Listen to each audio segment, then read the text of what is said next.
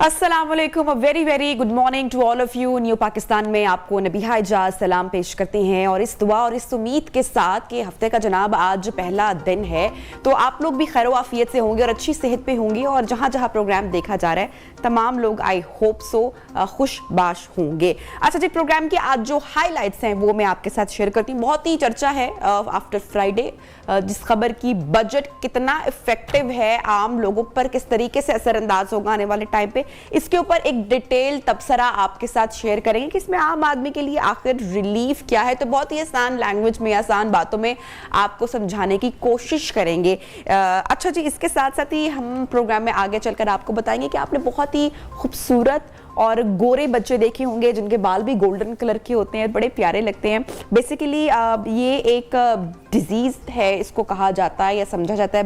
By the way I don't think so कि it's a disease, लेकिन बड़े खूबसूरत बच्चे होते हैं, सेहत तवाना होते हैं, ठीक होते हैं, नॉर्मल होते हैं। उनका आज जनाब आलमी दिन मनाया जा रहा है और इस हवाले से अवेयरनेस होना या इस पर बात होना भी बहुत ज़रूरी है। एक कुव्वत समाज से महरूम बच्चा, सोशल मीडिया पर बहुत ही खबर चलती रही, मरियम नवाज शरीफ साहिबा ने उसको ट्वीट किया बच्चे के इलाज के लिए। उन्होंने कहा कि वो सारे जो अखराजात हैं वो उठाए जाएंगे। इस हवाले से बात की जाएगी कि क्या ऑफर की गई है बच्चे के इलाज के हवाले से।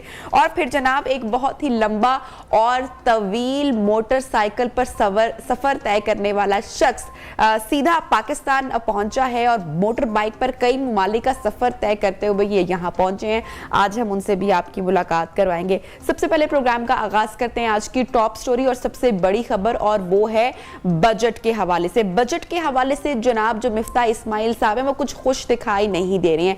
फिर IMF के हवाले से भी कहा जा रहा है कि आने वाले दिनों में इसको तब्दील किया जाएगा, काफ़ी चीज़ें तब्दील की जाएंगी। IMF भी खुश नहीं है। आम आदमी को इसमें कितना रिलीफ दिया गया है वो भी बात करेंगे, लेकिन सबसे पहले मैं आपको एक वीडियो दिखाती हूँ। जनाब मिफ्ता इस्माइल साहब क्या कहते हैं, आइए देखते हैं।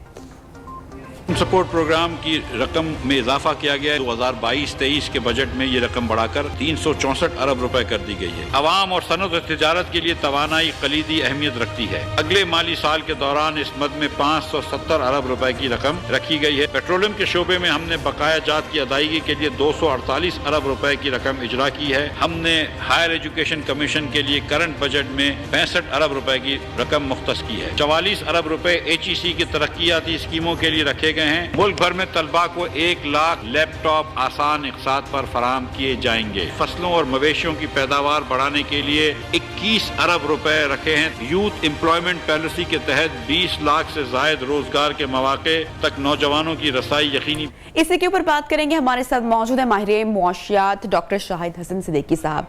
डॉक्टर साहब थैंक यू सो मच, आपने हमें प्रोग्राम में ज्वाइन किया। अब कहा यह जा रहा है कि बजट को IMF की शराइत के साथ जोड़ा जा रहा है। जनाब मिफ्ता इस्माइल साहब भी कोई खास खुश दिखाई नहीं दे रहे हैं बजट के हवाले से। हमें बताएं कि हुकूमत मतवाज़न बजट पेश करने में कामयाब हुई या फिर नाकाम? शुक्रिया नबिया साहिबा, ये बात बिल्कुल सही है कि ये बजट जो बनाया गया है वो IMF के साथ जो मामला तय हुए थे उसकी रोशनी में। सूरत हाल ये थी कि इस हुकूमत को तबाह हाल मईशत विरसे में मिली। इंडिकेटर्स ख़राब थे। हुकूमत के मुताबिक 2 करोड़ आदमी मज़ीद गुर्बत के नीचे जा चुके थे। महंगाई दुनिया में तीसरे नंबर पर थी। दूसरी तरफ IMF अपने दांत तेज़ करके बैठा हुआ था और वो अपने जो उसकी सोच है उसमें टस से बस नहीं हो रहा था। हमारे रिजर्व इस तेज़ी से गिर रहे थे। जो पिछली हुकूमत ने 2 गलत फैसले किए थे, एक 28 फरवरी 2022 का और एक जो डिस्काउंट रेट कम किया था 2020 में, उसकी वजह से इतनी तबाही आ चुकी थी कि फौरी तौर पर हर कीमत पर IMF से कर्जा लेना ज़रूरी था। इन हालात में ये तवक्को करना कि मईशत को संभालने के लिए कोई बहुत अच्छा बजट पेश किया जा सकता है वो बग़ैर किसी इनकलाबी इक़दाम उठाए, वो तकरीबन नामुमकिन बात लगती है। मगर जो आपका सवाल का एम्फेसिस है कि इन मुश्किल हालात में आवाम के लिए हुकूमत ने क्या करने की कोशिश की है, पहले मैं उसका तज़किरा बता दूं। ये और बात है कि महंगाई यकीनन बढ़ेगी और भी मुश्किलात बढ़ेंगी, लेकिन पहली चीज़ तो यह है कि बेनज़ीर इनकम सपोर्ट प्रोग्राम में 250 अरब रुपए का जो पहले था एलोकेशन, अब उसको 364 अरब रुपए किया गया है, यानी 112 अरब रुपया मज़ीद 1 साल के अंदर दिए जाएंगे। ठीक है। जो सरकारी मुलाजमीन हैं, तनख्वाहदार तबके, उनकी तनख्वाहों में 10% का इजाफा किया गया है। जो टैक्सेबल लिमिट है उसमें वो है तनख्वाहदार लोगों की, वो 6 लाख रुपए है, उसको बढ़ा के 12 लाख कर दिया। यानी 1 लाख रुपए से कम जिनकी आमदनी है वो टैक्स से मुस्तस्ना होंगे। जो हमारे बहबूद में पैसा लगाते हैं उनको जो है आपने देखा कि टैक्स की शरह 10% से 5% कर दी गई।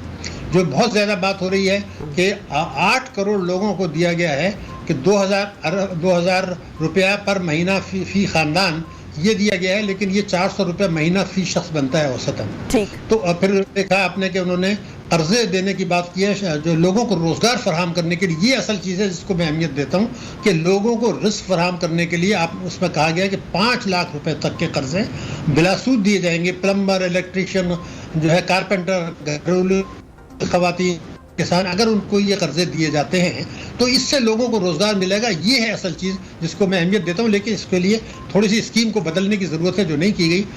वो मेरे ख्याल से अगर इक़दाम उठाते हैं और तो मेरे ख्याल से रिस्क लोगों को अगर कमाते हैं तो कोई बेहतरी आ जाएगी। जिस बात की तरफ आपने इशारा किया कि छोटे कारोबार में सालाना जो कम आमदन वालों पर कोई टैक्स आयद नहीं होगा, आप समझते हैं कि हुकूमत का एक अच्छा इक़दाम है और कारोबारी सरगर्मियों को फरोग मिलेगा इससे? नहीं, देखिए मैंने जो आपको गिनवाए सारे अच्छे ही गिनवाए ना। दूसरी तो अभी मैंने आपने रिलीफ की बात की थी, तो जो मैंने जितने इक़दाम आपको गिनवाए हैं 4-5, ये सारे अच्छे इक़दाम की फहरिस्त में आते हैं। ये एक अलग निशान है कि महंगाई कितनी बढ़ती है, आलमी मंडी में तेल की कीमतें कितनी बढ़ती हैं। फिर आपने अपने इब्तिदाई गुफ्तगू में इशारा दिया कि IMF खुश नहीं है, वो कहता है जी ये तनख्वाहें क्यों बढ़ा दी आपने। तो अगर वो मजबूर करते हैं तो कुछ भी हो सकता है। फिर सबसे बड़ी चीज़ ये कि हमें ये भी तो देखना है कि ये मराद तो हैं, हुकूमत ने कोशिश की है। ये बताइए कि इतने मुश्किल हालात में रिलीफ कैसे दिया जा सकता है जब तक कि कोई इनकलाबी इक़दाम ना उठाएं। अब आप देखिए पेट्रोलियम लेवी का 2018 में जो था, 2018 में 180 अरब था। अब वो 750 अरब रुपए किया है हमने। वो क्यों किया है कि पिछली हुकूमत ने अपने बजट में 610 अरब रुपए रख लिया था, जो हासिल नहीं हुआ तो अब मसला पड़ गया। तो ये जो इजाफा पेट्रोलियम लेवी या भत्ते में हुआ है वो है 327%। इसके मुकाबले में इनकम टैक्स जिससे कि जो मालदार लोगों जिसकी आमदनी है वो दे, उसमें 18 से 23 में इजाफा हुआ 50%। तो ये इजाफा ज़्यादा होना चाहिए था, भत्ते में कम होना चाहिए था। अब ये पेट्रोलियम लेवी जब आप लेंगे तो बिजली के नर्ख, पेट्रोल के नर्ख, किराए, ट्रांसपोर्ट के किराए, दालें, सब्जियां, गोश्त, हर चीज़ में आग लग जाएगी, पर लग जाएंगे, ऊँचे जाएंगे। तो अब ये पेट्रोलियम लेवी जो है ये शायद ना लगाते तो बेहतर था। तो डार साहब ने ये कहा है कि ये जो है ये फैसला कोई अच्छा फैसला नहीं है। और मैं बिल्कुल वाज़ेह तौर पे कहना चाहता हूँ कि हुकूमत को अब ये फैसला कर लेना चाहिए था कि जो ताकतवर तबके हैं जो उन्होंने टैक्स चोरी की है उनसे वसूली करें। मैं आपको एक बात बता दूँ, मैं अब भी कह रहा हूँ रिकॉर्ड पर, मुस्लिम लीग का जो मंशूर है जी, वो पाकिस्तान की तरक्की का जामिन है। उसके अल्फाज में 2-3 जुमले में बताता हूँ। हमें ये एहसास है कि जब तक वफाक और सूबे हर किस्म की आमदनी पर टैक्स नहीं लगाएंगे, काले धन को सफ़ेद होने नहीं रोका जाएगा, मईशत को दस्तावेजी नहीं बनाया जाएगा, पाकिस्तान की मईशत बेहतर नहीं हो सकती। ये है वो गोल्डन वर्ड जो अगर आप अमल करें तो फिर पेट्रोलियम लेवी पर इतना इजाफा करने की ज़रूरत नहीं थी। अब इसमें मसला क्या हो गया मैं आपको बता दूँ। पेट्रोलियम लेवी बढ़ाया तो इससे महंगाई बढ़ेगी। दूसरे जिन्होंने जायज़ आमदनी से मुल्क में असासे प्रॉपर्टीज़ वगैरह बनाई थी उस पर इजाफी टैक्स आयद किया गया है। मुझे उस पर कोई एतराज़ नहीं, ज़रूर ले इजाफी, क्योंकि मुल्क को ज़रूरत है। यानी जायज़ आमदनी से जिस पर टैक्स दे चुके थे, अगर किसी ने प्रॉपर्टी बनाई है ख़ास कंडीशन में उस पर इजाफी टैक्स लगा दिया। मैं चाहता हूँ बड़ा अच्छा किया, ज़रूर करें। लेकिन जो चोरी के असासे हैं जो मुल्क के अंदर मौजूद हैं, जिन्होंने एमनेस्टी से फ़ायदा नहीं उठाया, जिसके लिए कानून मौजूद है, उनको ना छोड़ें, उनसे वसूल करें 900 अरब रुपया। और साथ में ये भी वसूल कर लें जो मालदार लोग हैं जिनकी प्रॉपर्टीज़ हैं, उसको फिर आवाम की तरफ डाइवर्ट करें। अब सवाल ये उठाया जा रहा है कि चोरी के जो असासे हैं जिन्होंने एमनेस्टी से फ़ायदा नहीं उठाया, जिसकी तफसील है, आप उन पर हाथ नहीं डाल रहे, और और जो लोग हैं जिनके पास बड़े असासे हैं जायज़ आमदनी से, उन पर डाल रहे हैं। तो कुछ लोग ये कहेंगे जी एतमाद का बहरान हो गया। एक तो ये ना करें।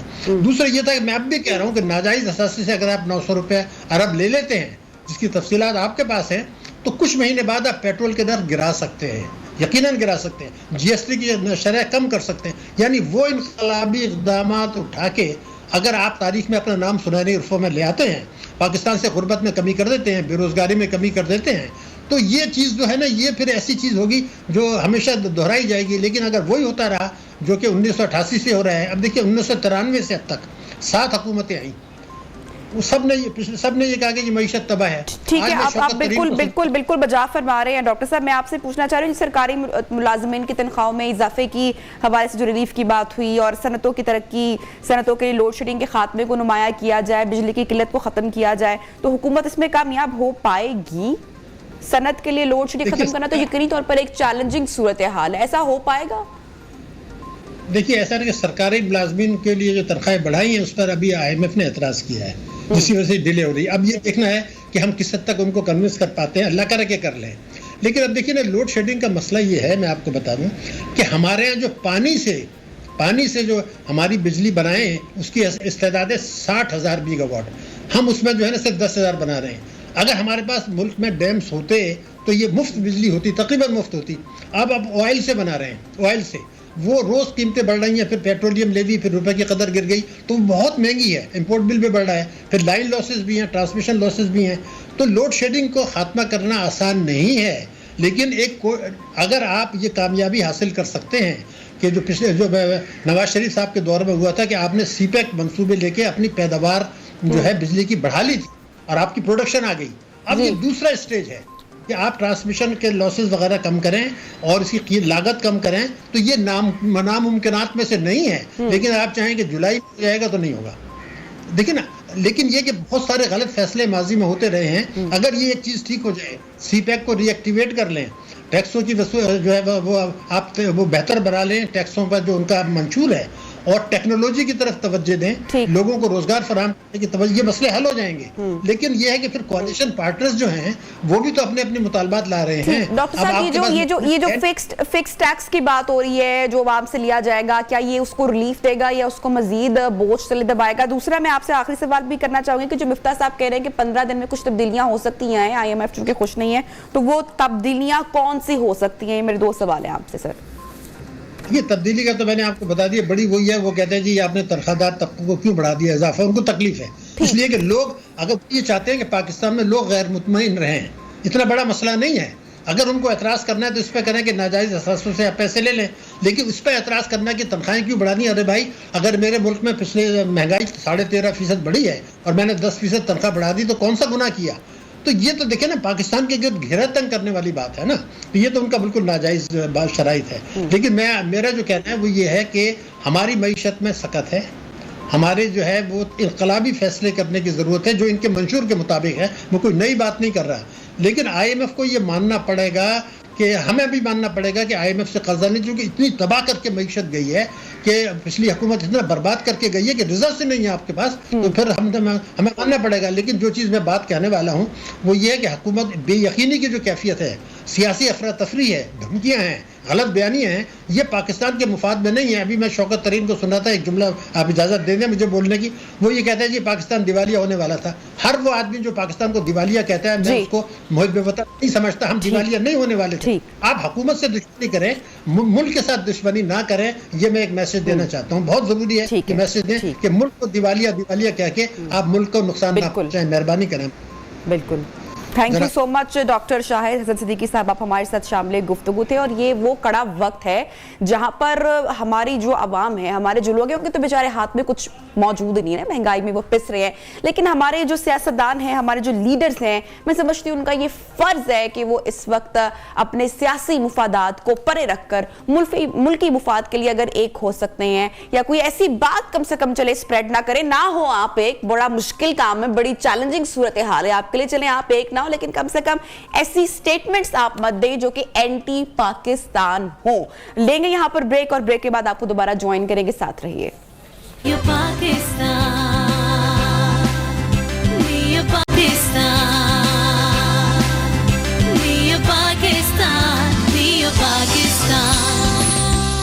Welcome back. नियो पाकिस्तान में आपको एक मर्तबा फिर से खुशामदीद कहते हैं। और आज दुनिया भर में आलमी तौर पर एल्बिनिज्म से आगाही या अवेयरनेस के हवाले से बात की जा रही है, और हमने भी सोचा कि हम ऐसा ही एक सेगमेंट रखें ताकि ज़्यादा से ज़्यादा लोग जो हैं वो इससे अवेयर हो सके। सबसे पहले तो मेरा सवाल, जो हमारे एक्सपर्ट अभी हमें ज्वाइन करेंगे, मैं उनसे पूछना चाहूँगी कि क्या इसको बीमारी कहना या डिजीज़ कहना दुरुस्त है? क्योंकि हमारे यहाँ हम लोग इखलाकी तौर पर भी ग्रो नहीं कर रहे होते या अवेयर नहीं हो रहे होते, माजूर है तो उसके सामने ही हम उसको माजूर कह रहे होते हैं, जबकि उसके लिए बड़ा प्यारा वर्ड बनाया गया कि आप उनको स्पेशल कहा करें, because these people are special. तो एल्बिनिज्म किस तरह की बीमारी है, ये कैसी होती है? आपने अक्सर बड़े गोरे चिट्टे बच्चे देखे होंगे जिनकी पलकें भी वाइट होती हैं, गोल्डन होती हैं, बाल भी सफ़ेद होते हैं, पूरा बॉडी का जो है कलर वन टोन वाइटिश होता है। तो इस हवाले से हम बात करेंगे। प्रोफेसर डॉक्टर सईद खान साहब हमारे साथ इन कॉन्वर्सेशन है। डॉक्टर साहब, सबसे पहले तो बताएगा कि ये बच्चे इतने डिफरेंट क्यों होते हैं? इज इट अ डिजीज, इसको बीमारी कहना दुरुस्त होगा, और इसकी वजह क्या होती है? जी अस्सलाम वालेकुम, बहुत बहुत शुक्रिया प्रोग्राम में इनवाइट करने का। इस अहम मौजू पे आज अल्बिनिज़म का आलमी दिन है। तो अल्बिनिज़म एक जेनेटिक कंडीशन है जो एक जनियाती हालत की वजह से सामने आती है, और ये एक मुस्तकिल अगर हम इसको बीमारी कहें तो उसका नुकसान फिर ये होता है कि लोग ऐसे लोगों को बहुत ज़्यादा आइसोलेट कर लेते हैं। तो इसको हम एक जेनेटिक कंडीशन कहेंगे कि ये एक जेनेटिक कंडीशन है जिसकी वजह से ये ऐसे अशखास जिनमें स्किन की जो पिगमेंट है या कलर है वो नहीं बनती, मेलानिन या कम बनती या बिल्कुल नहीं बनती, जिनकी वजह से इनकी स्किन की जो रंगत है वो नॉर्मल नहीं होती, एक डिफरेंट कलर होता है। और इससे आंखें भी मुतासिर हो सकती है, यानी आंखों का नज़र या इनकी जो क्रॉस डाइड है ये भी पॉसिबल है। तो ये एक जेनेटिक कंडीशन है, जिनियाती अलामत हैं जिसकी वजह से बीमारी सामने आती है, और इसमें आगाही बहुत ज़्यादा ज़रूरी है, क्योंकि अगर कपल्स जिनको पहले से पता हो कि इनको ये बीमारी है और इनके आने वाले बच्चों को ये बीमारी हो सकती है तो इसकी प्रेडिक्शन पॉसिबल है, तो इसको रोकथाम भी किया जा सकता है, और खुदा न खास्ता अगर ये सामने आती है तो इसकी तैयारी भी हो सकती है, कपल की काउंसलिंग भी हो सकती है।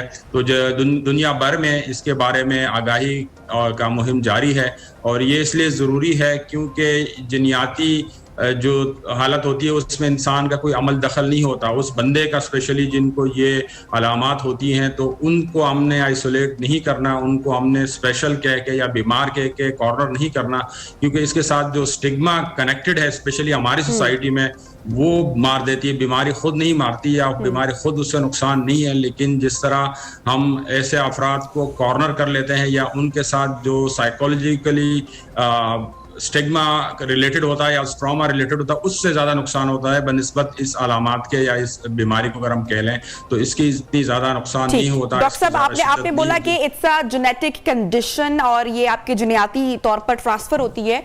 मुझे ये बताइएगा कि ऐसे जो बच्चे होते हैं, जो ऐसे अफराद होते हैं, वो बिल्कुल एक नॉर्मल लाइफ लीड कर रहे होते हैं, नॉर्मल स्कूल्स में जा सकते हैं, उनकी जो ब्रेन ग्रोथ डेवलपमेंट है वो बिल्कुल नॉर्मल बच्चों की तरह होती है, ये सिर्फ रंग और बालों का कलर तब्दील होना है या इसके अलावा भी आपके जिस्म में किसी किस्म की कोई तब्दीलियां होती हैं? कुदरत ने हमें बहुत ज़्यादा खूबियों से नवाजा। इंसान में तकरीबन 46 क्रोमोसोम होते हैं, जिसका मतलब है इसमें 3 बिलियन न्यूक्लियोटाइड जो इंसानी जेनेटिक्स है वो 4 अल्फ़ाबेट से बनी है। AGCT इस तरह इंग्लिश अल्फ़ाबेट है वो 26 अल्फ़ाबेट से बनी है। अल्लाह ताला ने सिर्फ 4 अल्फ़ाबेट से पूरी जेनेटिक्स को बनाई है, और इसको तकरीबन 30 बिलियन न्यूक्लियोटाइड होते हैं, इसमें 30,000 जीन हैं। तो ये काफ़ी सारी जेनेटिक डिजीज़ या अलामात पॉसिबल है, क्योंकि जब जनियाती अमल से गुजर रहा होता है, नया बच्चा बन रहा होता है, तो उसमें मिस्टेक या स्पेलिंग मिस्टेक के चांसेस होते हैं, जिसकी वजह से जेनेटिक बीमारियां सामने आती हैं। लकीली जो ये अल्बिनिज़म है ये कोई इतनी ज़्यादा ख़तरनाक बीमारी नहीं है जिससे बाकी जिस्म मुतासिर होता है या दिमाग मुतासिर होता है, बल्कि जो 2 तरह की अभी अल्बिनिज़म है, इससे एक स्किन मुतासिर होती है, दूसरा आंखें मुतासिर होती है, या एक में दोनों मुतासिर हो सकती है। तो ये बाकी जिस्म की नशोनुमा अगर ख्याल रखा जाए और एहतियात किया जाए तो बिल्कुल नॉर्मल ग्रोथ उस बंदे की पॉसिबल है और नॉर्मल ज़िंदगी गुजार सकता है।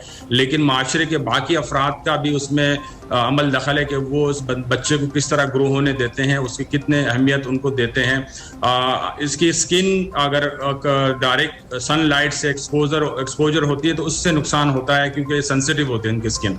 तो डायरेक्ट सनलाइट से अवॉइड करना चाहिए उन बच्चों को, और जो शुआएं उनसे इसको महफूज रखना चाहिए, क्योंकि इससे स्किन मुतासिर हो सकती है। इस तरह जो नज़र है इनकी वो अगर उसमें थोड़ा सा नुक्स है तो उसको डॉक्टर सही कर सकता है ऐनक लगा के, या कई केसेस में सर्जरी से, कि उनकी आंखों के जो स्ट्रक्चर है वो थोड़ा डिफरेंट हो सकता है। बिल्कुल, आप भी तो आईसाइट या आंखों की बीमारियों के अलावा से भी इतनी जदीद टेक्नोलॉजी आ चुकी है कि काफी इलाज जो है वो मुमकिन हो चुके हैं।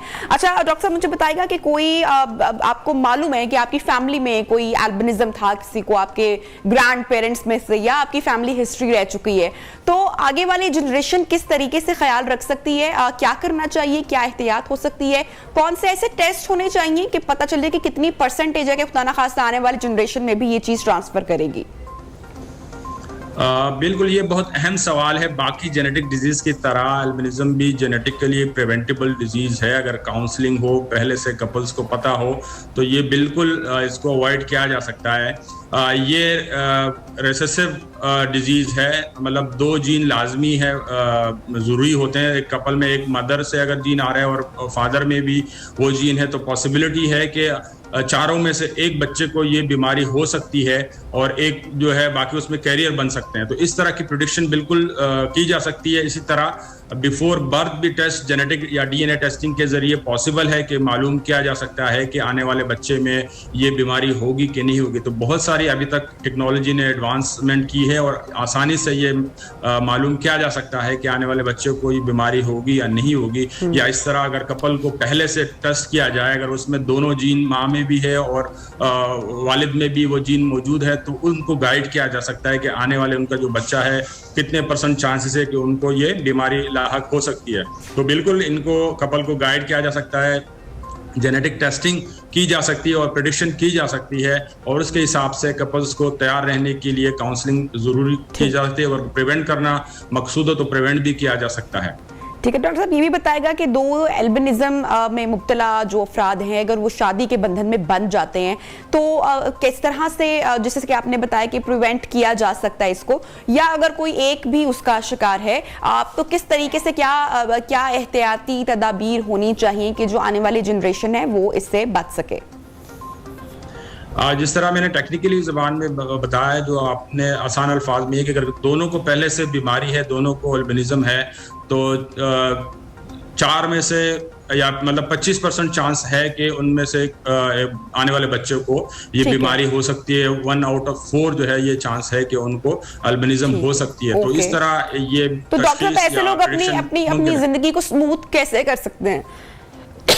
बिल्कुल, मतलब ये अगर इसको काउंसलिंग के बाद, क्योंकि इसको अगर हम बीमारी डिक्लेयर ना करें और उनको बोलें कि भाई बिल्कुल अगर ये बच्चे इस तरह आते हैं और उसके आप प्रॉपर शुरू से इसकी जो कैरेक्टर बिल्ड करें, उनको कॉन्फिडेंस दे, तो ये बिल्कुल इस तरह के बच्चे जो सोसाइटी में उसमें अहम किरदार अदा कर सकते हैं।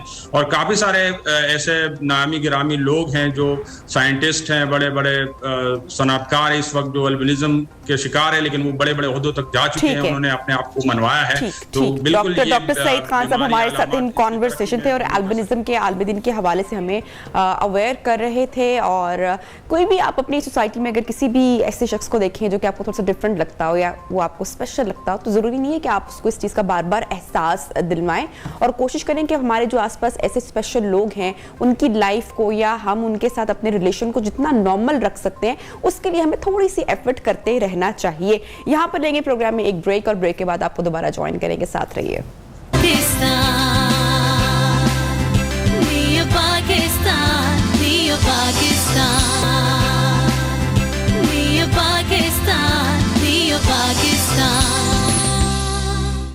भाई, जब हम बात करते हैं कि 7 समंदर पार जाना है तो वो हमें बड़ा ही कठिन लगता है कि 7 समंदर पार जाने के लिए अब या तो बड़ा तवील समंदरी सफर तय करना पड़ेगा या फिर हवाई जहाज की बड़ी कोई महंगी टिकट लेनी पड़ेगी। लेकिन आज न्यू पाकिस्तान में हम आपको एक ऐसे शख्स से मिलवा रहे हैं जिन्होंने 7 समंदर पार का सफर मोटर बाइक पर ही तय कर डाला। लेकिन ठहरिए, जरा रुकिए, ये सफर इतना आसान नहीं था जितने आसानी से मैं आपको बता रही हूँ। ये बड़ा कठिन सफर था, बड़ा मुश्किल सफर था। और हमारे साथ मौजूद है पाकिस्तानी नयाद बरतानवी शहरी मोहम्मद इकराम, जो कि सोशल एक्टिविस्ट भी हैं और ह्यूमन कॉज के लिए, इंसानों के लिए, बच्चों के लिए, एक सोशल कॉज के लिए, चैरिटी के लिए उन्होंने ये सफर तय किया, बड़ा दुश्वार गुजार भी सफ़र हुआ होगा, बड़ा इंटरेस्टिंग भी हुआ होगा और बड़ा एडवेंचरस भी रहा होगा। तो सबसे पहले इकराम साहब, हम आपको पाकिस्तान में वेलकम कहते हैं, आपको खुशामदीद कहते हैं। जो आपकी शानदार, डिफरेंट और एडवेंचरस मोटर बाइक की जर्नी रही फ्रॉम यूके टू पाकिस्तान, इसके पीछे क्या वजह रही और जर्नी की कुछ हाइलाइट्स शेयर करें हमारे साथ। जी बिल्कुल। पहले तो नाजरीन को सलाम देता मुझे हंसी आ रही थी, आपने कहा 7 समुंदर, मैं तैरू भी नहीं हूँ, लेकिन चलो वो दूसरी बात है। वजह यह थी कि कुछ अरसे से मैं सोच रहा था कि एक जहन में बात आई थी कि इंसानियत में अभी इंसान रहा है कि नहीं, और उसको ज़रा प्रूव करने के लिए मैंने कहा कुछ ना कुछ हम बाहर निकलते हैं, देखते हैं जो लोग मिलते हैं वो कैसे हैं। साथ साथ ये था कि 2 चैरिटीज़ हैं, सेव द चिल्ड्रन और ऑर्फन्स इन नीड, जिनकी वजह से मैं निकला हूँ कि जो भी हमें अवेयरनेस आती है उनके लिए, और जो लोग डोनेशन देते हैं वो डायरेक्ट उनको डोनेशन मिल जाती है। तो ये वजह थी।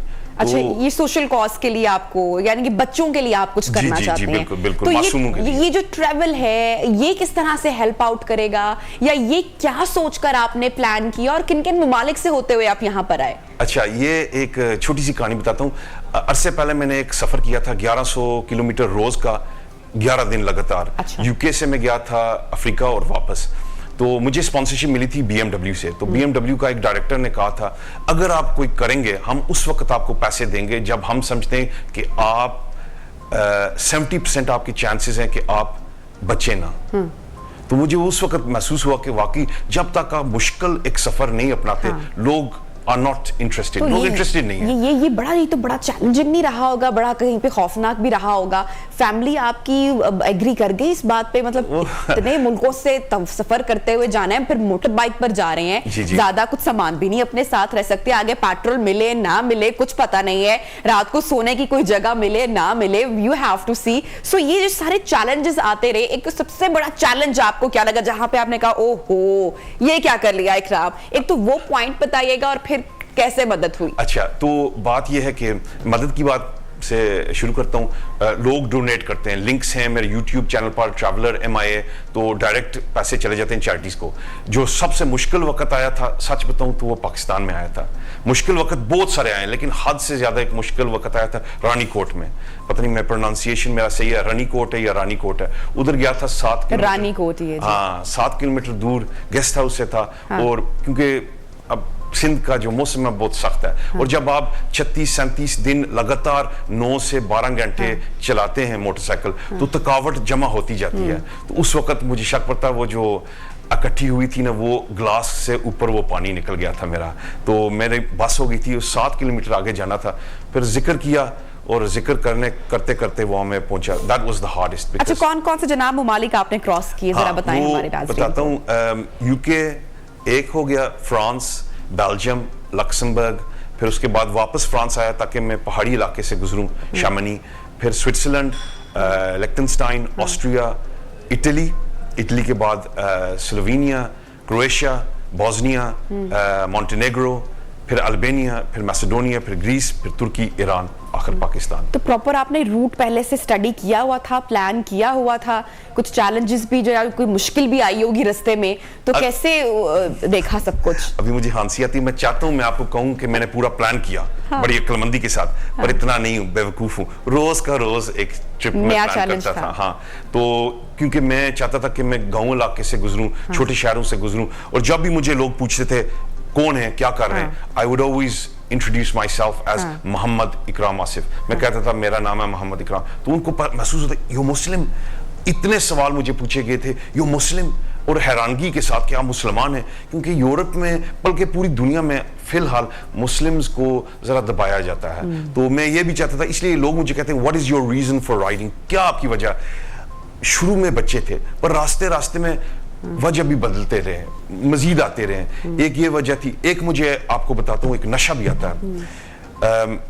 दिमागी तौर पर हम थक जाते हैं, जिस्मी तौर पर हम टूट जाते हैं, लेकिन जो रूह है वो इतना हल्का हो जाता है, it goes up up up, और हमारे आका के पास वो चला जाता है। ऑनेस्टली मैं ये पोएटिक बात कर रहा हूँ, लेकिन मैंने फील किया जब सख्त वक्त आते थे, I was really very very close to my God. And ये भी कुछ चीजें हैं कि हम कभी कभार भूल जाते हैं कि हम इस दुनिया में तो हैं, we try to please our children. कितने दिन तक इकराम साहब आपका फैमिली से भी राब्ता ना, क्योंकि ऑब्वियसली आप बॉर्डर क्रॉस कर रहे हैं, कंट्रीज क्रॉस कर रहे हैं, तो हर जगह रुक के आप सिम तो नहीं लेते होंगे ना नई कंट्री की, तो फैमिली भी परेशान होती होगी। तो सबसे ज्यादा गैप कितने दिन का आया कि फैमिली से कोई राब्ता नहीं हुआ? हफ्ते दो ज्यादा हो सकता है, लेकिन मेरे बच्चे जो हैं वो समझदार हैं, वो खुद भी ट्रैवल करते हैं। अच्छा। और माशाल्लाह उन्होंने भी चैरिटीज के लिए काम किया, सो दे अंडरस्टैंड कि कोर्स जो है ना हमारी अपनी पर्सनल रिक्वायरमेंट से ऊपर है। That is the first. अच्छा, तो सबसे खूबसूरत कंट्री, सबसे खूबसूरत मंजर, कहाँ की सीनरी आपका बस दिल जिसने मोह लिया, बड़ा आपको लगा कि बहुत ही खूबसूरत जगह है? अच्छा, अगर मैं झूठ बोलूं तो कहूंगा पाकिस्तान, और ये झूठ है।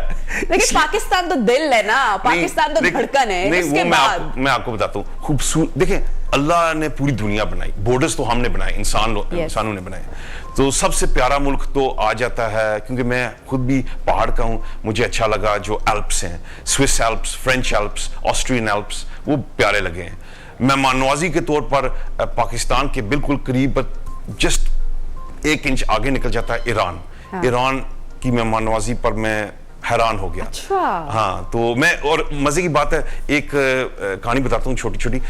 तुर्की वालों को मैंने कहा आप ईरान क्यों नहीं जाते, वो कहते यार डर लगता है उनसे। अच्छा। ईरान वालों से पूछा आप पाकिस्तान क्यों नहीं जाते, आपके पड़ोसी, कहते हमें डर लगता है। और आई बीन थ्रू ऑल 3 मुल्कों, कोई डर वाली बात नहीं है, एवरीवन इज लवली, बट वो सफर तय करना पड़ता है, इरादा बनाना पड़ता है। मेरे ख्याल से सिर्फ कम्युनिकेशन गैप होता है, बात करने की जरूरत होती है, और हम सब मेरे ख्याल से अगर एक दूसरे से मिलें, बात करें, तो मोहब्बत ही मोहब्बत है, और अमन का मुल्क है, और हम भी जनाब सबको वेलकम ही करते हैं। अच्छा, कोई एक ऐसा पॉइंट आया इस जर्नी में जहां पर आपको लगा ओहो अब आगे क्या होगा, ऐसा कोई किसी ने मदद करने से भी इनकार कर दिया, अब स्टे कहाँ करना है या क्या होगा, खाने के लिए भी काफी देर से ट्रेवल करें, खाने के लिए भी अब आगे कोई पॉइंट आएगा नहीं आएगा, या सबसे बड़ी एक चैलेंजिंग पॉइंट या लम्हा कौन सा था पूरे ट्रेवल में? जी, खाने की बात करता हूँ, जब मैं निकला था तो मैंने इरादा बनाया था कि मैं एक टाइम ही खाऊंगा, क्योंकि जाने से पहले मैंने कोई 8-9 वीडियोस देखे थे बच्चों के बारे में, और मैंने नोट किया ये 3 टाइम इनको रोटी नहीं मिलती, तो मैंने भी इरादा किया था एक ही टाइम खाऊंगा और पानी पीऊंगा।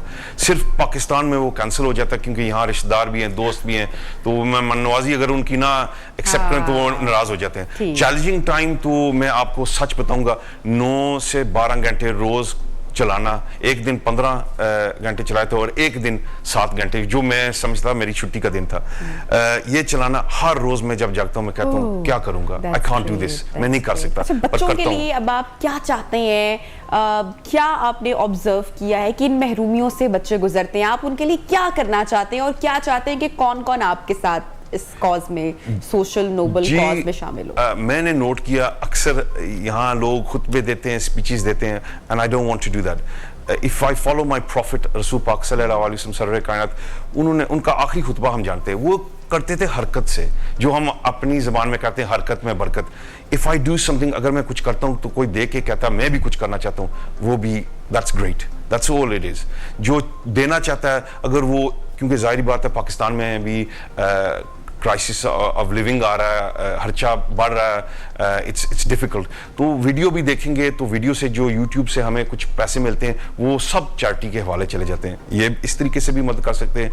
और जो बड़े लोग हैं या जो कंपनीज हैं, अगर वो स्पॉन्सरशिप करना चाहते हैं, मुझे नहीं, जो खर्चा मेरा है वो मैं खुद ही उठाऊंगा अपने कंधों पर, लेकिन स्पॉन्सरशिप का मुराद ये है कि अगर वो चैरिटीज को कुछ देना चाहते हैं तो उनकी पॉजिटिव प्रमोशन भी होगी, ये इस तरीके से हम कर सकते हैं। लेकिन जो जनरल पब्लिक है उनको बस यही हम कहते हैं। इकराम साहब, when are you going back? Good question. I'm cooking right now. This is my natural color, and as you can see, I've changed. मैं अभी so you have to buy lots of sun creams, huh? While going back. No sun creams, just punishment all the way. होगा ये कि अभी I have to go to Singapore because I have work there, and I have to make the money to pay for the trip. To go back. So are you going to follow the same route? No, I will not. I will go partly back to Europe, then I will go into Africa. So inshallah मेरी कोशिश ये है कि 3 बड़े सगीर हो जाएं. That's amazing and best wishes to you and to your cause. और आप बड़ा अच्छा काम कर रहे हैं, इंसानियत के लिए कर रहे हैं, इस पूरी दुनिया के बल्कि जो महरूम बच्चे हैं आप उनके बारे में सोच रहे हैं और कुछ करने की जो लगन है, आई होप सो कि आप जैसे और जो लोग हैं और जो कुछ करना चाहते हैं वो अभी आपको ज्वाइन करें। So best wishes. लेंगे यहाँ पर जनाब ब्रेक, और ब्रेक के बाद आपको दोबारा ज्वाइन करेंगे। स्टे विद अस।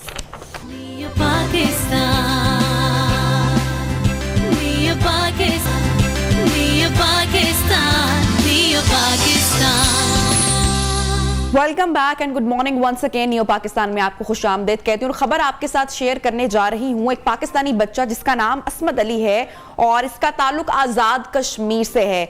28 नवंबर को यह बच्चा आज़ाद कश्मीर से अपने कबूतरों के पीछे लाइन ऑफ कंट्रोल अबूर कर गया, जिसके बाद भारतीय पुलिस ने इस बच्चे को गिरफ्तार कर लिया। वो 7 माह से भारत में कैद है। भारत से इसकी आज़ादी मुहिम का आगाज हो चुका है। यह आगाज किया गया राहुल कपूर नामी एक्टिविस्ट, जिन्होंने सोशल मीडिया पर भरपूर मुहिम चलाई। असमत अली की पाकिस्तान कौंसलर से मुलाकात भी हो चुकी है, पाकिस्तानी कौंसलर से, और इस बारे में अब मजीद कोशिशें भी जारी है। महज 7 माह से ये भारत में कैद है, और इस हवाले से हम आपको बताएं कि बड़ी अच्छी एफर्ट्स की जा रही हैं पाकिस्तान की जानिब से भी। इंडिया में जो राहुल ये एक मुहिम चला रहे हैं, और उन्होंने पटिशन भी दायर की है इस बच्चे के हवाले से, और उन्होंने साबित किया है कि जो इंसानियत है वो सरहदों से कहीं ऊपर होती है। तो हमारे साथ डायरेक्टली भारत से मौजूद हैं राहुल कपूर साहब। Thank you so much Rahul for joining us in neo Pakistan. आपसे मैं एक तो सबसे पहले मैं आपको कांग्रेचुलेट करना चाहूंगी कि आप इंसानियत के लिए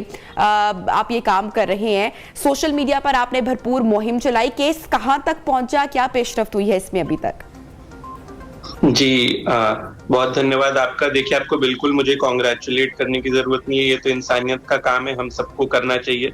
वो बच्चा भले इस समय भारत में उसका कोई रिश्तेदार ना हो, पर मैं आपको बताऊं, हम सब उसके रिश्तेदार बन के उसके लिए लगातार आवाज उठा रहे हैं। जो हमने पिटीशन स्टार्ट करी थी उसके रिलीज के लिए, मैं आपको बताऊं, वो तो जब बच्चा आया था नवंबर 25 को, वो गलती से अपने कबूतर के पीछे भागता हुआ आ गया था, और बड़ी ट्रेजिक स्टोरी है उस बच्चे की, अस्मात की। उसकी जो मदर है वो तभी गुजर गई थी जब वो 3 महीने का था, और उसके फादर ने तब उसको अबैंडन कर दिया था। तो उसके नाना नानी ने ही उसे पाला है, जो कि तातरीनोत गांव में रहते हैं, जो कि बहुत बुजुर्ग हैं। तो अपनी बात रख भी नहीं पा रहे थे, इतने एजुकेटेड भी नहीं थे। तो मैंने उनकी तरफ से उनकी बात पाकिस्तान हाई कमीशन तक भी पहुंचाई, यहाँ भारत का जो विदेश मंत्रालय है वहां तक भी पहुंचाई, जिसके बाद काउंसलर एक्सेस मिली उसको 4 मार्च को। और जो हमारी पिटीशन है उस पे आप ये समझिए कि 15,000 से ज्यादा लोग साइन करे, और 15,000 से ज्यादा लोग साइन करके अस्मात की रिहाई की आवाज उठा रहे हैं। लगातार मेरी भारत के विदेश मंत्रालय में भी बात हो रही है, लगातार पाकिस्तान हाई कमीशन में भी बात हो रही है कि बच्चे को जल्द से जल्द रिहा करा जाए। बच्चा जो है वो जम्मू कश्मीर की रणबीर सिंहपुरा नाम का एक डिस्ट्रिक्ट है, उसके जुवेनाइल होम में बंद है। तो वहां पे भी जो जुवेनाइल जस्टिस बोर्ड के मेंबर्स हैं उनसे मैं भी टच में रहता हूँ कि बच्चे की जो मेंटल हेल्थ है, जो उसकी वेलबींग है, वो सही रहे। लेकिन देखिए, इसमें सबसे जरूरी जो चीज है वो ये है कि बच्चे का वापस जाना बहुत जरूरी। 7 महीने हो चुके हैं बच्चे को यहाँ पे आए हुए, और अभी तक उसकी एक बार भी फोन पे बात नहीं कराई गई है, जबकि मैंने खुद भारत के विदेश मंत्रालय से कई बार गुजारिश करी कि उसकी फोन पे बात कराई जाए अपने नाना नानी से। पाकिस्तान हाई कमीशन ने भी लिखा, और कहीं ना कहीं एक तरीके से जो दोनों देशों का सिस्टम है उसमें बच्चा पिस जाता है। जैसे 4 मार्च को जब काउंसलर एक्सेस हुई, उसके बाद एक प्रोसेस होता है कि पाकिस्तान की जो इंटीरियर मिनिस्ट्री होती है उसको एक वेरिफिकेशन रिपोर्ट भेजनी होती है कि जो बच्चा है ये पाकिस्तान का ही है।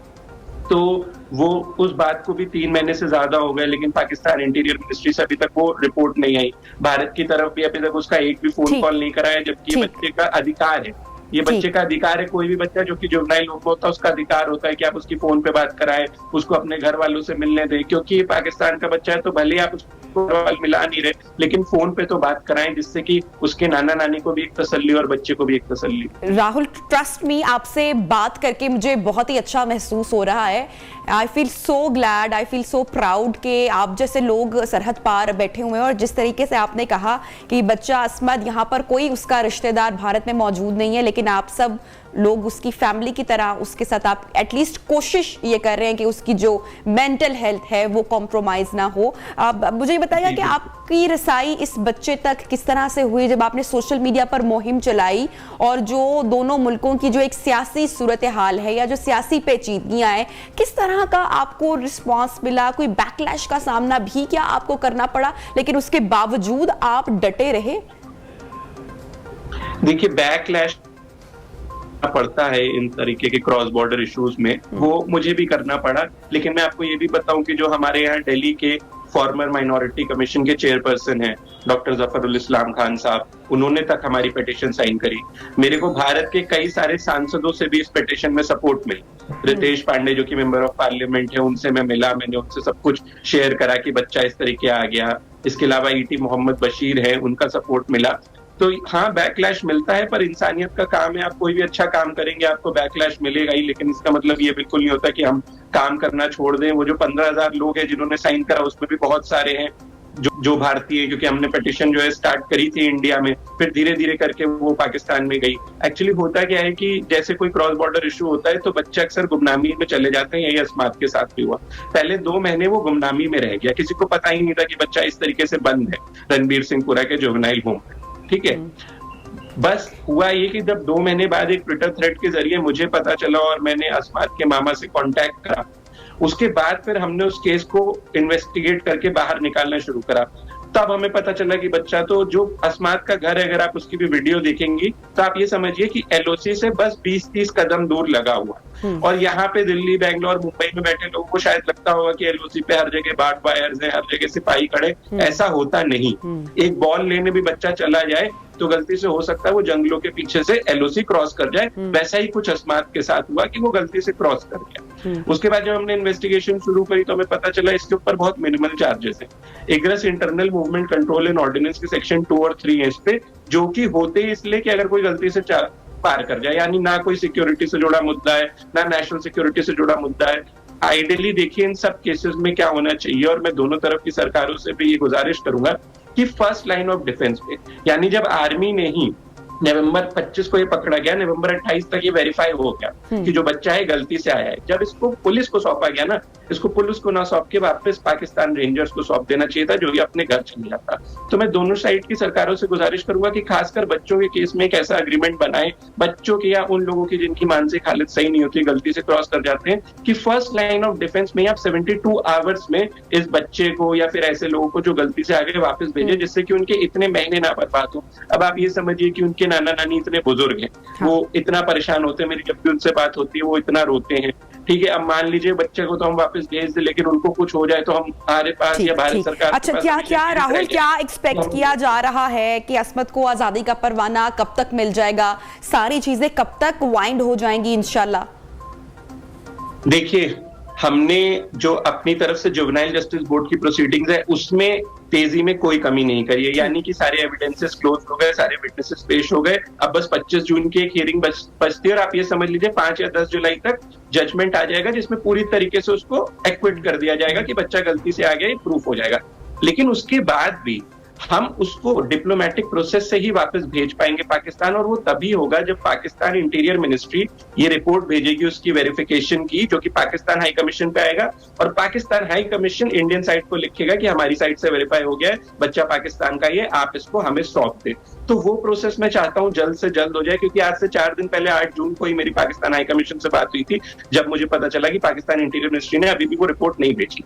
उस रिपोर्ट के बारे में मैं आपको ये भी बता सकता हूँ कि क्योंकि मैं अस्मात के जो मामा है, इस्लामाबाद में एक टैक्सी ड्राइवर है, उनसे मैं लगातार टच में रहता हूँ, पता करता रहता हूँ। तो उन्होंने मुझे बताया कि तातरीनोट गांव में वेरिफिकेशन के लिए गई तो थी, मतलब तातरीनोट पुलिस स्टेशन में तो पहुंचा था कि अस्मात बच्चा है तातरीनोट का कि नहीं, ये सब पुलिस स्टेशन ने भी वेरीफाई करके वापस इंटीरियर मिनिस्ट्री को भेज दिया है। लेकिन इंटीरियर मिनिस्ट्री से अभी तक पाकिस्तान हाई कमीशन नहीं आया। ठीक है, तो वो जब इंटीरियर मिनिस्ट्री से पाकिस्तान हाई कमीशन रिपोर्ट आ जाएगा, फिर वो जैसे ही इंडियन साइड आ जाएगा तो हम लगातार इंडियन साइड्स को भी परस्यू कर पाएंगे। और मैं इस हवाले से आपको ये भी बता सकता हूँ कि इंडियन साइड में भी जो ऑफिसर है, IFS ऑफिसर, जो कि अस्मात का केस डायरेक्ट देख रही है, जो कि काउंसलर एक्सेस में भी एज एन ऑब्जर्वर प्रेजेंट थी भारत सरकार की तरफ से, उनसे भी मेरी बात हुई यहाँ पे फोन पे, और मैंने उनसे रिक्वेस्ट करी थी काफी फोन पे बात कराने की भी अस्मात की, और ये भी कि जल्द से जल्द आप इसको वापस भेजें।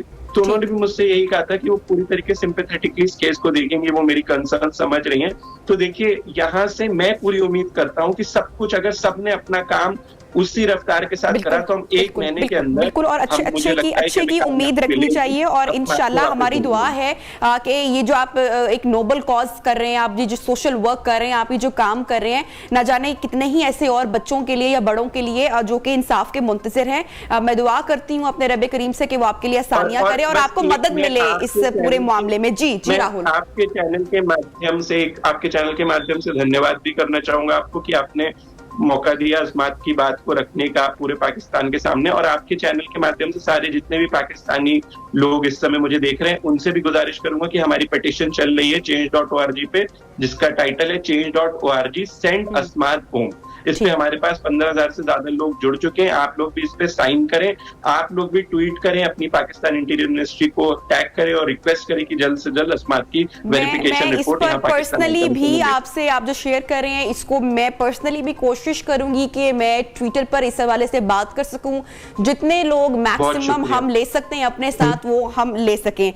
Thank you so much Rahul, आपने हमें ज्वाइन किया और पूरी दुआ मैं करती हूँ और यकीन रखती हूँ कि इंशाल्लाह जो अस्मद है वो जल्द अज जल्द अपने घर वापस पहुंच सकेगा। आप देखें कि सरहद पार से कोशिश की जा रही है, वहां पर भी ऐसे लोग मौजूद हैं जो दर्द दिल रखते हैं, जो सरहदों को परे रखकर इंसानियत के लिए काम करते हैं। और अस्मा तो हमारा अपना बच्चा है, हमारे अपने घर का है, तो हमें भी उसके लिए यहाँ से एफर्ट करनी पड़ेगी, करनी भी चाहिए।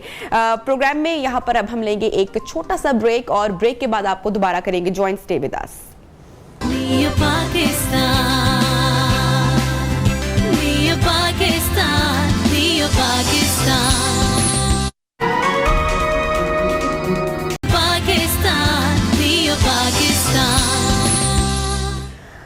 Welcome back. प्रोग्राम में आपको खुशामदीद कहते हैं। और जनाब मरहूम डॉक्टर आमिर लियाकत साहब को हमसे बिछड़े हुए 3 दिन गुजर चुके हैं और अब उनसे मंसूब, उनसे जुड़ी हुई वो सारी बातें भी हमें अब याद आ रही हैं। उनका इस पर तो किसी बात को भी शक नहीं है कि वो एक टैलेंटेड इंसान थे और बहुत ज़हीन इंसान थे और उनके पास काफ़ी नॉलेज और इल्म था। जो भी उन्होंने काम किया उसमें काफ़ी उन्होंने उरूज पाया।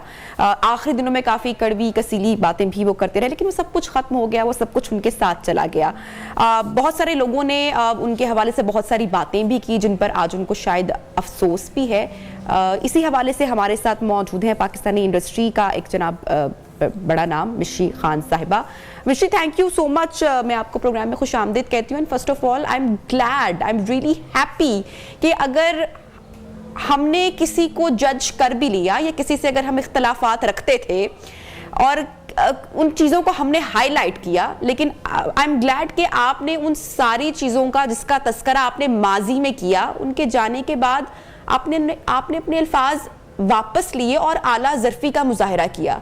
तो आप क्या कहेंगी कि हम ज़्यादा जजमेंटल हो जाते हैं या क्या हो जाता है? आपसी इख्तलाफात तो होते ही हैं ना बहुत सारे लोगों को, हमें आपस में। जी वालेकुम सलाम जी, थैंक यू सो मच। आपने जो है मुझे शो में इनवाइट किया। बात दरअसल ये है कि होता कुछ भी नहीं है, स्पर ऑफ द मोमेंट होता है। घरों में भी जिस तरह होता है, बाहर भी होता है। अब एक चीज अगर सोशल मीडिया पे या तो फिर चीजें लोगों को अपनी प्राइवेट रखनी चाहिए। हर चीज भी पोस्ट करना, हर चीज पोस्ट करना सोशल मीडिया पे, ये भी एक बहुत गलत ट्रेंड चल पड़ा है। आप एक चीज करते हैं, जाहिर है वो चीज 10 लोगों को डिफरेंट तरीके से लगेगी, मुझे डिफरेंट लगेगी, आपको डिफरेंट लगेगी। तो होता ये कि स्पर ऑफ द मोमेंट होता है, उसमें लोग रिएक्ट भी करते हैं, उसमें लोग लिखते भी हैं, उसमें लोग मेरी तरह एक वीडियो जो कि आज तक मैंने कभी किसी के लिए नहीं बनाया, लेकिन मुझे ये लगा कि एक इंसान को जिसको मैंने एक बहुत डिफरेंट रूप में और डिफरेंट उनकी एक पर्सनालिटी थी, उसमें देखते हुए मैंने एकदम से नहीं बनाया। मैं ओवर द पीरियड ऑफ 3-4 महीने में देख ली थी। मुझे अफसोस भी होता था कि यार ये इतने माशाल्लाह ज़हीन, इतने वो सेलिब्रिटी हैं, तो क्या होता जा रहा है इनको, ये क्यों ऐसे कर रहे हैं। तो शायद मैं नहीं ज्यादा लिखती भी थी या कुछ भी, बस वो एक चीज ऐसी हुई जिसपे मुझे, बल्कि लोग भी देखें हमारे माशरे में ना एक बड़ा ट्रेंड है उकसाने में उकसाने में बड़ा काम करते हैं, भूस में चिंगारी डालने में बड़ा काम करते हैं। तो मुझे इनबॉक्स में भी लोग कह रहे देखें ये क्या, क्योंकि मैं सोशल इश्यूज पे बहुत अपने वीडियोस अपने उस पे करती हूँ, तो उसकी वजह से वो कहने लगे देखें ये क्या कर रहे हैं आप, देखें क्या कर रहे हैं। तो शायद उसमें जज्बात में बह के मैंने वो वीडियो बना दी। और इत्तेफाक की बात है कि वो मैंने अपने पर्सनल इंस्टाग्राम पे डाली थी, वो होते होते होते लोगों ने शेयर की, क्योंकि प्राइवेट अकाउंट तो है नहीं, वो इतनी ज्यादा वायरल हो गई कि वो हर कोई कह रहा। और बड़े, आपको मैं सही बात बताऊं, मुझे बड़े लोगों ने कहा वाह भाई वाह, बिल्कुल सही बोला तुमने, बिल्कुल सही बोला। तो ये उस टाइम की चीज। अब उसी असना में, और मैंने सिर्फ पाकिस्तान में नहीं, पूरे पाकिस्तान ने जो है उनके इस चीज में हिस्सा लिया। अच्छा मिशन, मैं उसी एक्चुअली मैं उसी पॉइंट पर आना चाहती हूँ कि आपने जैसे कि मैंने पहले बोला कि आपने अपने जो अल्फाज वापस लिए, आपको जो बाद में दुख हुआ कि नहीं वो एक इंसान चला गया और वो सारे मामलात उसके साथ चले गए, तो आपने अपने वो अल्फाज वापस भी लिए। तो एक second let me complete the whole thing, वो फिर आप नेक्स्ट क्वेश्चन पूछ लेना। मैं कहने का मकसद ये है कि मैंने वो बना दी, उसके बाद ये सारा कुछ हुआ, 1-2 हफ्ते बाद उनकी वफात हुई, और फिर मुझे रियलाइज हुआ। देखिए रियलाइजेशन बड़ी जरूरी है कि कभी भी कुछ होता है अगर पब्लिक में, हमें उसको अगर देख रहे हैं कि इतना ज़हीन आदमी डिस्टर्ब्ड है तो फिर कोई प्रॉब्लम है, तो उसकी प्रॉब्लम को एड्रेस करना चाहिए। हमें मीम्स और उसमें पढ़ने के बजाय, फिर मुझे बहुत अफसोस हुआ, मैं 2 दिन तक उनकी वफात के बाद नहीं कुछ पोस्ट कर सक रही थी, मेरे दिल पे बहुत बोझ था और ये मैंने बोझ हटाना था। वो इस दुनिया में नहीं है, वो मेरा मैसेज नहीं सुन सके, मैंने अल्लाह ताला से सबसे पहले माफी मांगी है। माफी मांगने में कोई आर नहीं होती है, हम अपने अना में बड़े बह जाते हैं, लेकिन मैंने इसलिए कहा कि मेरे दिल पे बोझ बहुत था कि यार मैंने क्यों ऐसे किया, मुझे नहीं करना चाहिए था। आइंदा के लिए कभी ऐसा कोई एक्ट करे तो उसके लिए ऐसी वीडियो बनाएं कि उसकी कोई हेल्प कर दे जाके, बनिस्बत ये कि सारे खड़े होके मजाक और मस्कर उड़ा। ये मेरा मकसद ये था। ठीक, मिशी मैं उसी आपकी बात को मैं आगे बढ़ाना चाहूंगी, और जैसा कि मैंने बोला कि बड़े हौसले की बात है, बड़ी जबरदस्त बात है, अच्छी बात है कि आपने उस चीज को रियलाइज किया, टाइमली आपने रियलाइज किया, आपके दिल पे बर्डन था, बोझ था, और आपने वो बात कह दिया, आपने वो बर्डन हटा दिया। लेकिन आपको ऐसा लगता है कि हम बहसियत माशरा या हमारे लोग, हम लोग काफ़ी जजमेंटल हो चुके हैं, चाहे हमारे एक्टर्स हों, हमारे स्टार्स हों, हमारे लेजेंड हों, हमारा कोई भी सोसाइटी का ऐसा शख्स हो, अब हम बहुत जल्दी तनकीद कर देते हैं, हम बहुत जल्दी जज कर लेते हैं, बहुत जल्दी अपना व्यू पॉइंट रख देते हैं। आपको लगता है ऐसा हमें नहीं करने की ज़रूरत? अगर कोई इंसान अपनी ज़ात को नुकसान पहुंचा रहा है तो वो महज उसका फेल है, लेकिन अगर उसका कंट्रीब्यूशन अगर उसकी बड़ी है तो हम उसकी कंट्रीब्यूशन को क्यों नहीं याद रखते? ये हम कुछ अच्छा याद नहीं रख सकते, ये बात सही है। उसकी वजह ये है कि हम as a nation, as a कौम ना बिल्कुल बेकार, हमारी कोई हॉबीज नहीं है। जिस कौम की कोई हॉबी नहीं होती है तो काम में इंटरेस्ट नहीं होता, बिजी। देखिए idle mind is a devil's workshop. आप घर में बैठे कुछ नहीं कर रहे, टू कर रहे हैं, आपके पास काम, अगर देखिए सिर्फ कमाई का काम नहीं होता, आप बाहर के मुल्कों में देखें लोग कितने हॉबीज रखते हैं, गार्डनिंग करते हैं, सड़क पे चीजें ठीक कर रहे होते हैं, कोई ना कोई अपना मशगला रखते हैं। तो मशगले जब आप रखते हैं ना या अपना काम करते हैं तो आपके पास थकावट में टाइम नहीं होता। हम लोग थोड़े से इस मामले में बड़े ऐसी कौम बन चुके हैं जिसमें हम बस लाड साहब नहीं होते, बस बैठे हुए हैं, बस किसी ने कुछ कर दिया। तो अभी मैंने ये जो वीडियो अपना पोस्ट किया, इसके नीचे भी कितने लोगों ने ये लिखा, अरे अब क्या फायदा, अब तो वो चले गए, अब क्या फायदा सॉरी करने का, अरे पहले सोचना चाहिए था। इस तरह के बहुत सारे कमेंट्स आ रहे हैं ज्यादा। मैं उनको कोई डिलीट नहीं कर रही, मुझे पता है ये बेचारे घर में फारिग बैठे हुए हैं, इनके पास कोई काम नहीं है, ना घर का कोई काम करता है, ना वैसे हम बेसिकली फ्री कौम है। काम नहीं करना चाहते। अच्छा, एक आपने ठीक है, आपने एक पॉइंट आउट किया कि फ्री कॉम है, लेकिन आपको ये लगता नहीं कि बड़ी खतरनाक सूरत हाल हो चुकी है? हर एक के हाथ में मोबाइल फोन है। It haunts me some time, अगर मैं किसी जगह पर बाहर जाती हूँ, शायद किसी शख्स ने वैसे भी अपना कैमरा किसी एंगल पे रखा हो, लेकिन मुझे सम टाइम दिल में ख्याल आता है कि कहीं मेरी वीडियो तो नहीं कोई बन रही है। आप पब्लिक पे कहीं पर बात करते हुए खौफ खाते हैं कि कल को कौन सी चीज आपकी कब वायरल कोई कर दे। ये बड़ी एक मतलब कि खौफनाक। किसी जगह पे मैंने कितनी जगहों पे जाना छोड़ दिया। मैंने कहा यार ये कैसी एंटरटेनमेंट है कि घर आप जाए या बैठे हो या गपशप लगा रहे हो तो आप इसी खौफ में रहें कि यार कोई वीडियो ना बना ले। तो इससे बेहतर है जाए ही ना, घर पे बैठे, क्योंकि इतनी टेंशन में एंटरटेन होना तो बनता नहीं है। दूसरी बात ये आपने बहुत अच्छी की है कि ये इसके ऊपर एक बहुत चेक होना चाहिए। ये बहुत खतरनाक चीज होती जा रही है। कितनी लड़कियां जो है वो लड़के लड़कियां खुदकुशियां कर रहे हैं। इस पे बहुत ही पनिशेबल एक्ट जो है वो करना चाहिए। किसी की पिक लीक करना या किसी की वीडियोस लीक करना, ये अब आम बात हो गई है। कितने लड़के जो है वो लड़कियों की इस तरह की उनको जज्बात में लाके हाँ अपनी वीडियो भेजो, अच्छा वीडियो भेजी, उसके बाद उनसे पैसे उनको ब्लैकमेल कर रहे हैं। वो अपने घर वालों से ब्लैकमेल, बेचारी उनके घर वाले भी परेशान। कितनी लड़कियों का आपको शायद पता होगा कि उन्होंने खुदकुशियां की हैं। एंड इवन मैं अब लड़कियों को नहीं कहूंगी, मैं लड़कों को भी कहूंगी। एक आपने हाथ में ना बम रखा हुआ है, अब ये जो मोबाइल फोन है, ये कहाँ की ज़हनियत है? क्या मेरे ख्याल में मुझे तो फील होता है कि चले हमने तो जो कुछ कंट्रीब्यूशन की, वो जो उनकी वीडियोस लीक हुई ना, उसकी वजह से बस वो फेस नहीं कर सके। मुझे समटाइम मिशी साहिबा, मुझे थोड़ा सा खौफ आता है पूरी सिचुएशंस देख के।